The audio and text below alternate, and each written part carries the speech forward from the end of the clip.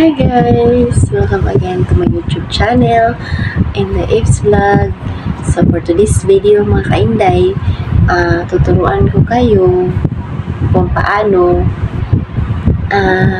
papadami ang inyong mga gamit na ilalagay sa inyong luggage or sa box mga kainday, sa kababayan box mga kainday. Ito po ay ayan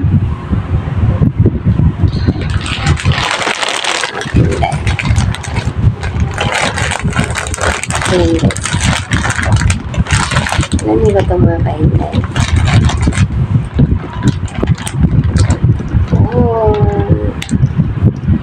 Ayan. Vacuum plastic.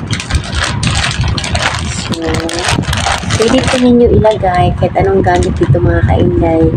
Tapos, i-vacuum po para madami po ang mailagay sa inyong box or sa luggage. Ito mga kainday.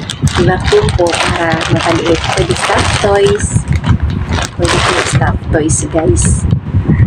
So, ayan po, ipakita ko sa inyo kung paano ko po ginawa ito.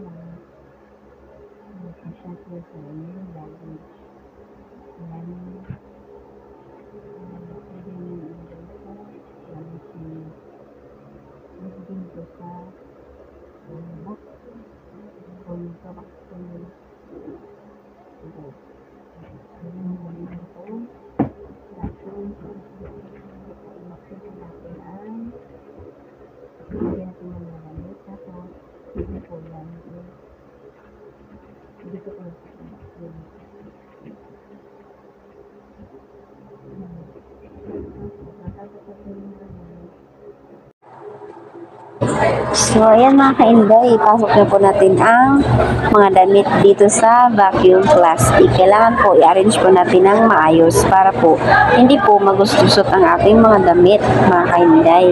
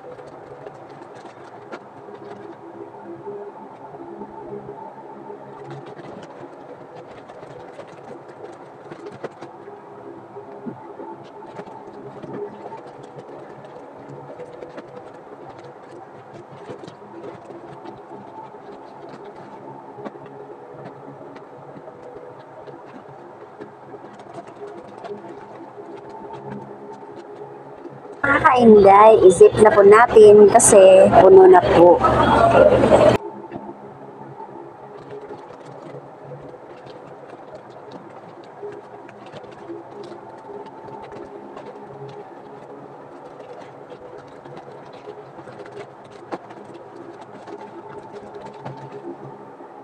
Ayan po mga kainday, puno na po ang vacuum plastic.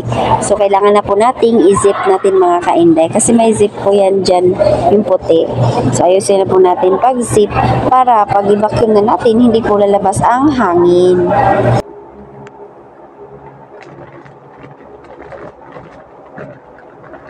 Po mga kainday, tapos na po nating i-zip. So, na-zip na natin ang maayos mga kainday. So, next is i-open po natin ang may hole po dito mga kainday. Diyan po natin ilagay, i-attach ang vacuum mga kainday.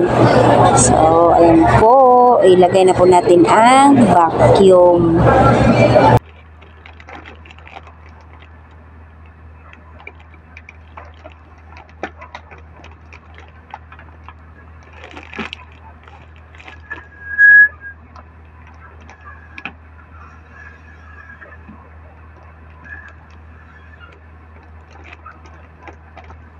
Guys, tingnan nyo, di ba na-press na ang mga damit? Pwede din po sa mga sapatos, stuffed toys, lalo na po mga kainday, pag magpadala kayo ng balikbayan box dito sa Pilipinas mga kainday, sa inyong mga mahal sa buhay.